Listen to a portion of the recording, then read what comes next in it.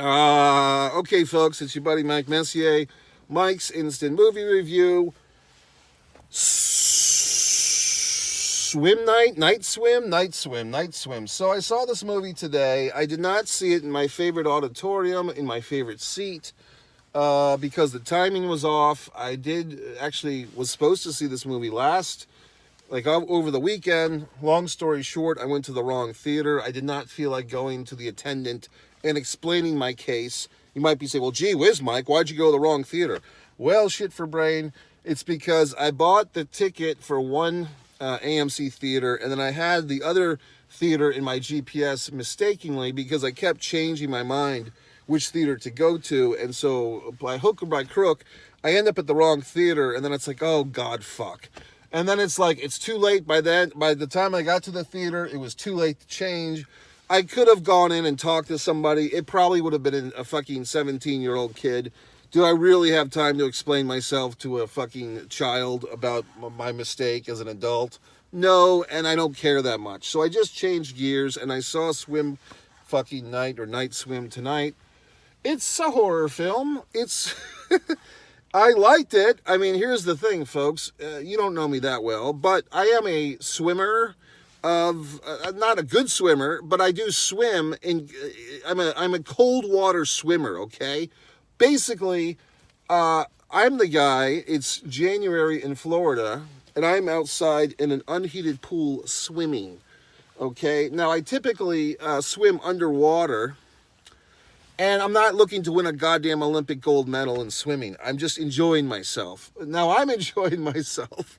I'm not wearing a goddamn scuba outfit. I'm out there wearing traditional swimming trunks of some kind. And it's quite cold, as you might imagine. And people are just either impressed or repelled or in shock or in awe that I'm doing such a thing. How can you be doing this? How can you be in this cold, ice-cold water because it's cold in Florida? It's 55 degrees in January. Well, you fucks, because I lived in goddamn New England for 25 fucking years, or whatever the hell it was. So now my heart is cold, my blood runs cold, and fucking cold water does not frighten me, okay? So that's the one good thing about being in New England. You get hardened to life and to the elements. So this, oh my God, it's 55 degrees. Get me a blanket and a fucking toasted marshmallow. I don't need all that shit. I'm going to the ice-cold tundra of the pool all by my fucking self.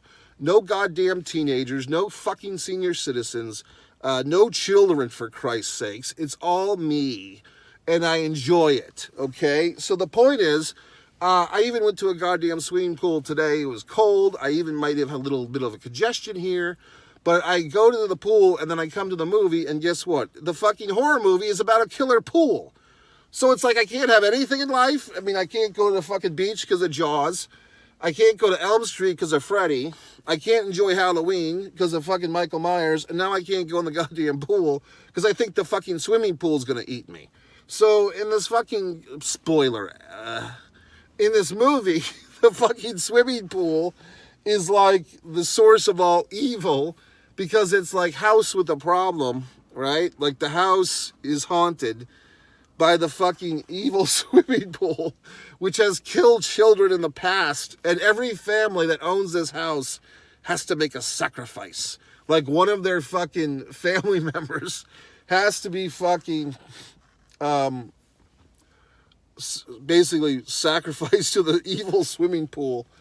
And this goes back generations. Okay. So, I mean, it's a little bit goofy, but, oh my God, like, you know how, like, you like to see the monsters in the movie? Like, oh, it's a crazy movie, and here's a scary monster. The monsters in this thing are kind of all over the place, because it's not like there's, like, one fucking monster. It's like there's a fucking guy that looks like the Cookie Monster, like a green Cookie Monster. And then there's like assorted other freaky things and this and that. So I like the movie, don't get me wrong. I like the movie. It is a family story. It's a suburban horror. You know what I mean? I enjoyed it. I mean, if you like horror, go see it. It's not too gruesome. If, there's some movies, like I won't go see the Saw movies. I don't like torture porn like some of you weirdos. I like this movie. Like, this was good. I don't know. Technically, they don't really leave room for a sequel, but you kind of know there's going to be a sequel to this thing because it's a good enough movie to warrant a sequel.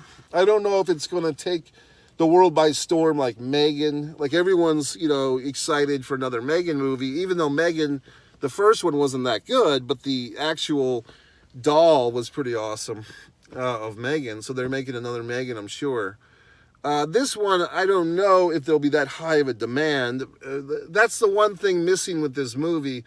And this is where they would probably make a prequel to Night Swim. They do a little bit of a flashback thing to kind of give you a taste of the story. But I'm sure if this movie catches on, there'll be a need for a prequel and a sequel and a part two and all this stuff. I enjoyed it. You might be wondering, well, gee whiz, Mike, you have this issue where sometimes you fall asleep in movies. I did for just a minute or two. Also, I got to the theater so fucking late. But as I'm entering the auditorium, I hear Nicole Kidman's tender, thin voice, meaning that I really didn't miss anything. I just missed all the previews. I did have to facilitate, so I planned that accordingly. I've seen so many movies, I kind of know when there's a good time to, excuse yourself for a minute or two. Like, basically, if you need a little helpful hint, when a big scene happens and, somebody dies or somebody gets attacked or there's a close call, typically after that scene, there's a little bit of a lull, like a little bit of a rebuild.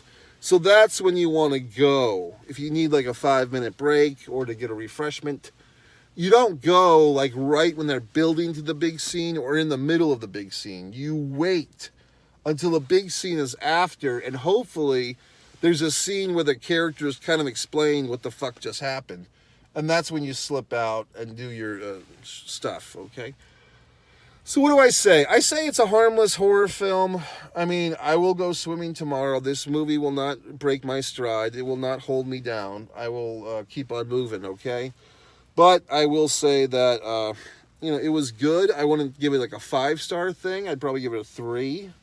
For what it was fine. I'm glad I saw it. Is it a world beater? No. But it's a good horror movie. It's functional. If you see the goddamn Cookie Monster in the swimming pool, you'll think of me. So that's it. 3 out of 5.